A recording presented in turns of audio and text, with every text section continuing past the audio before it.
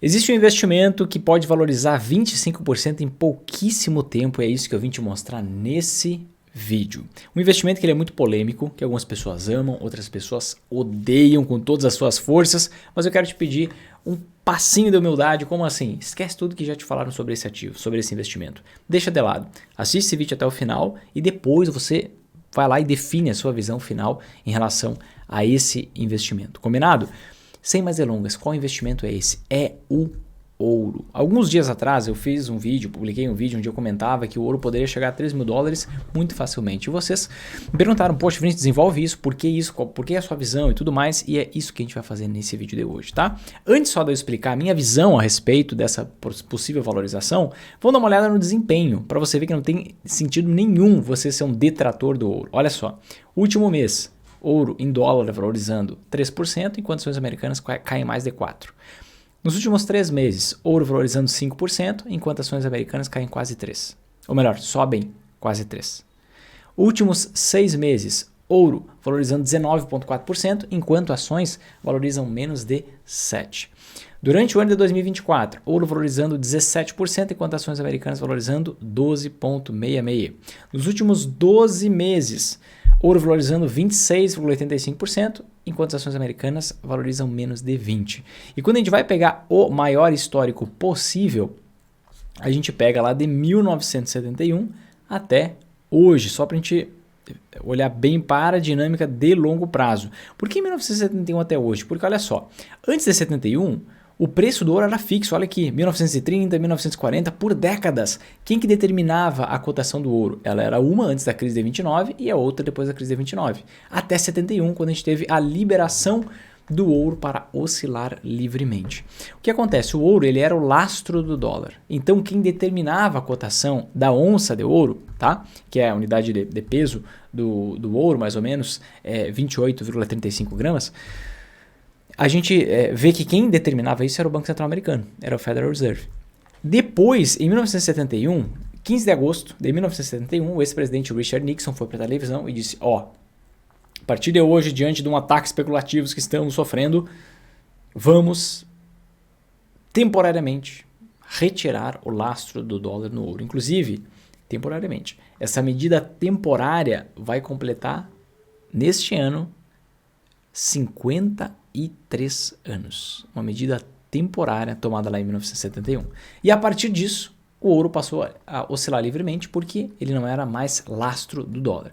Então, se a gente olhar e fizer essa análise, vamos fazer essa análise bem feitinha aqui, ó, de 1971 até hoje, o que rende mais, ações americanas ou ouro? A gente vai ver aqui, ó, de agosto de 71 para frente, ouro valoriza 5.822%, enquanto ações valorizam 5.300% aproximadamente. E nesse gráfico a gente já tem a contabilização dos próprios dividendos, né? Então a gente vê que na maior parte do tempo, inclusive, o ouro valoriza mais que as próprias ações americanas. Logo, não tem sentido você ser um detrator do ouro. Calma, vamos conversar sobre isso. Tem que ter calma, serenidade, analisar os fundamentos para você ter uma decisão bem fundamentada. Antes só de eu apresentar isso, manda para mim aqui embaixo, por gentileza. Você investe em ouro hoje, sim ou não? Você investe em ouro hoje, sim ou não? Mande aqui embaixo nos comentários que eu quero saber, tá? Ponto importante, por que o ouro valoriza tanto com o passar do tempo? Por que o ouro valoriza tanto com o passar do tempo? Se você quer saber, toque aqui embaixo em gostei, se você já acompanha os vídeos por aqui, que assim esse vídeo vai ser entregue para mais pessoas. Mas o que acontece? Você tem que entender que um ativo valoriza por conta de fluxo. A coisa mais importante que existe num investimento é fluxo. Como que as coisas aumentam de preço? Então imagina o seguinte, que eu tenho um celular, eu tenho um iPhone, e esse iPhone, por que ele aumenta de preço com o passar do tempo? Porque basicamente ele tem uma certa oferta de produtos, né? Existe uma demanda, uma procura das pessoas, e as pessoas topam pagar cada vez mais. Inclusive, se você for olhar o gráfico da quantidade desses produtos que são vendidos, essa quantidade aumenta com o passar do tempo. Cada vez tem mais gente querendo comprar. Quando você tem um apartamento que está à venda num prédio, só tem um e tem 10 pessoas querendo comprar esse mesmo apartamento, o preço dele sobe naturalmente. Então, o fluxo, a vontade de comprar, o fluxo de recurso faz com que algo valorize ou algo desvalorize. É por isso que aqui no Brasil a gente tem um histórico muito interessante. Quando a gente vai analisar aquilo que eu chamo de ações e aquilo que eu chamo de anti-ações aqui no Brasil. O que é uma ação? O que é uma anti-ação? Deixa eu mostrar para você aqui na minha tela. Então, olha só.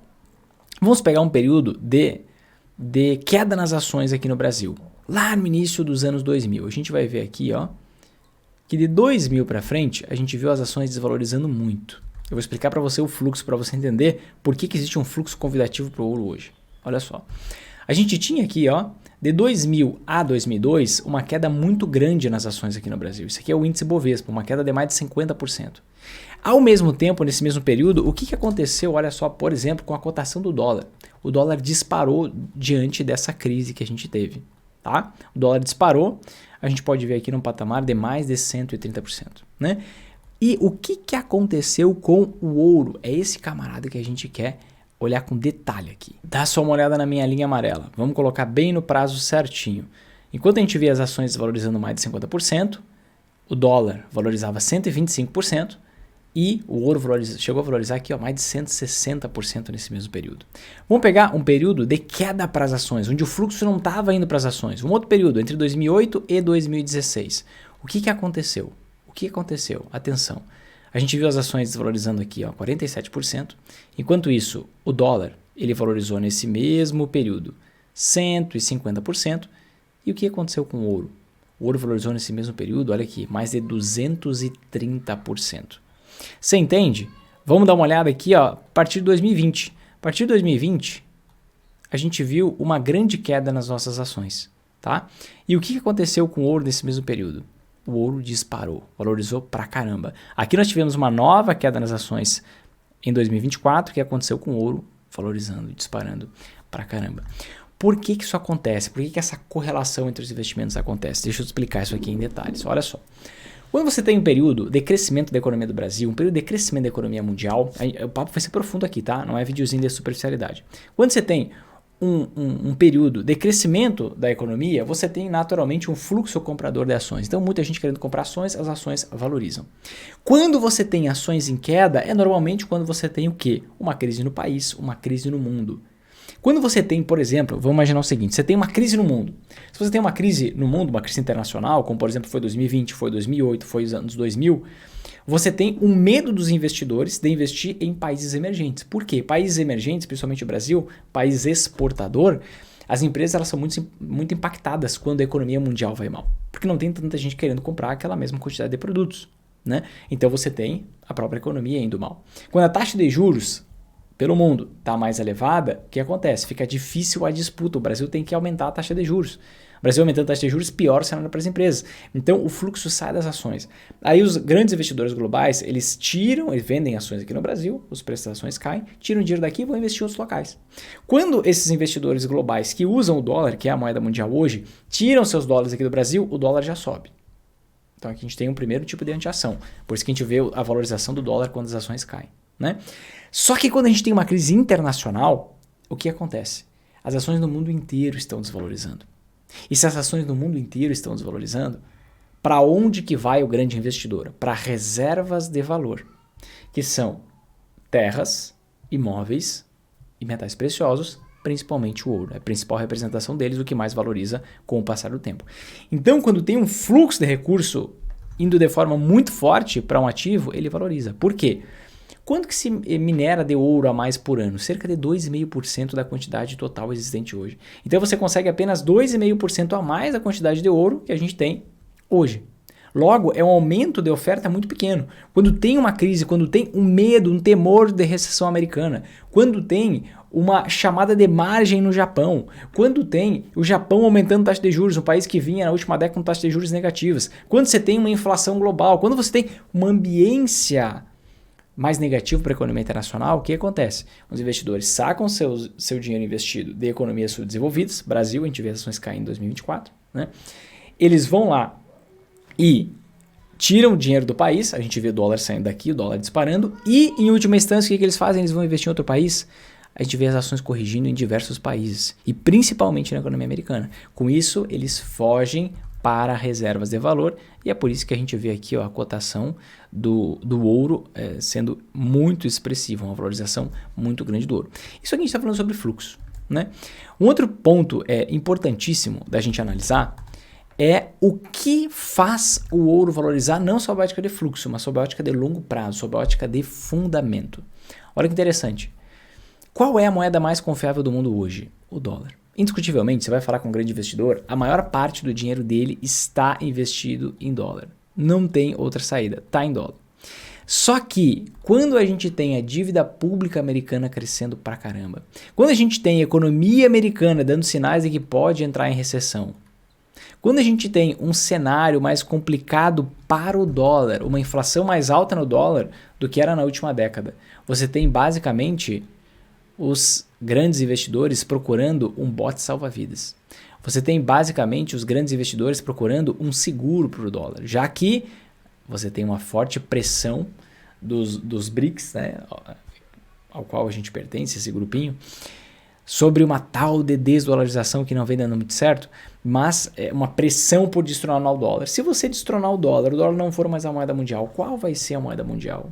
Alguém confia numa outra moeda no mundo? Não, ninguém confia em yuan, ninguém confia em iene, ninguém confia no euro. É só você ver as cotações que está acontecendo com o passar do tempo. Então, para onde que o fluxo de dinheiro vai nesses períodos de quebra de confiança na economia americana e no dólar? Esse fluxo vai muito para metais preciosos, né? E é por isso que a gente vê o ouro valorizando assustadoramente. Olha só, quando a gente analisa essa ótica, inclusive de longo prazo, vamos pegar aqui, ó, desde 1971, aquele gráfico que eu te mostrei antes, a comparação das ações americanas e do ouro, você percebe que em momentos que a gente teve grandes crises no mundo, grandes crises nos Estados Unidos, a gente teve uma valorização do ouro muito expressiva. Olha só, na década de 70 a gente teve aqui um período de estagflação nos Estados Unidos, a gente teve aqui choque do petróleo, a gente viu o ouro valorizar incríveis quase 2.000%, quase 2.000%, 1.600%. Depois a gente teve um período de relativa paz global, no que se refere à economia, e nós tivemos o quê? O ouro desvalorizando, normal, ele passa por ciclos, né? Depois a gente teve o quê? Estouro da bolha das empresas de tecnologia. O ouro passou a valorizar pra caramba. Depois juntamos com o estouro da bolha imobiliária americana. O ouro passou a valorizar mais ainda. Depois nós tivemos um crescimento da economia. Deu certo ali aquele pacote de injeção de dinheiro na economia, Banco Central do Japão, Banco Central Europeu, Banco Central Americano, e aí o ouro desvalorizou, corrigiu. Mas 2018, 2019, o que a gente via acontecendo? A dívida pública americana crescendo muito, a gente via as ações super bem precificadas lá nos Estados Unidos, a gente via a guerra comercial, Estados Unidos e China, a gente viu tudo isso acontecendo e o ouro passou a valorizar. E aqui, ó, a partir de 2020 e 2021, a gente viu o quê? Inflação global, transtornos econômicos, etc, etc, etc. E é por isso que o ouro renova a máxima atrás de máxima. Mas, na verdade, o ouro segue esta linha preta. Quem é esta linha preta? Essa linha preta tá aqui, ó. Na verdade, não está. Mas, ó, dívida pública total dos Estados Unidos, tá? É o que você vê nessa linha preta. O que acontece? Quanto maior a dívida pública americana, e hoje a dívida pública americana está na faixa dos 35 trilhões de dólares. É dívida pra caramba, mais de 100% do PIB. Quanto maior a dívida pública americana, maior a desconfiança em relação ao dólar. Então é aquela confiança desconfiando. Todo o planeta investe em dólar. Por quê? Porque é a única moeda viável. Mas qual é o seu plano B? Qual é o seu barco salva-vidas? O que você pode fazer caso o dólar dê errado? Caso a dívida pública americana não pare de aumentar e com isso a gente tenha mais inflação nos Estados Unidos, o que corrói o poder de compra do dólar. Você tem que ter um plano B. Qual o plano B? Alguns aí vão dizer Bitcoin é o plano B. Tá bom, gente, eu invisto em Bitcoin faz mais de 7 anos, mas eu não acredito muito que a maioria dos investidores tem essa percepção. Não hoje, talvez no futuro vai ter, né? E inclusive, né, o Bitcoin é algo muito menos validado. Você não pode colocar em contraste um ativo que tem 15 anos de existência quanto que tem 5.000 anos de existência comprovada, né? Então, a grande reserva de valor que vai ser usada vai ser o ouro ainda por décadas e décadas e décadas. Então você vê um fluxo comprador de ouro muito forte à medida que a dívida pública americana cresce. E você vê aqui que quanto mais o tempo passa, olha essa linha preta, mais íngreme fica essa linha. Significa que a dívida pública americana cresce mais rápido. E quando a dívida pública ela já está grande, por mais que a taxa de juros seja pequena, a taxa de juros americana vai cair agora. Se cair, vai cair, mas vai estar... aumentando ali a dívida pública em 3% ao ano, 4% ao ano, em cima de uma dívida de 35 trilhões, é crescimento pra caramba. É por isso que esse gráfico ali se torna praticamente exponencial. E a gente consegue perceber claramente, ó, que o ouro ele segue essa linha preta. Às vezes ele vem para cima quando tem uma crise muito forte, e aí quando tem um cenário de prosperidade econômica, ele vem para baixo.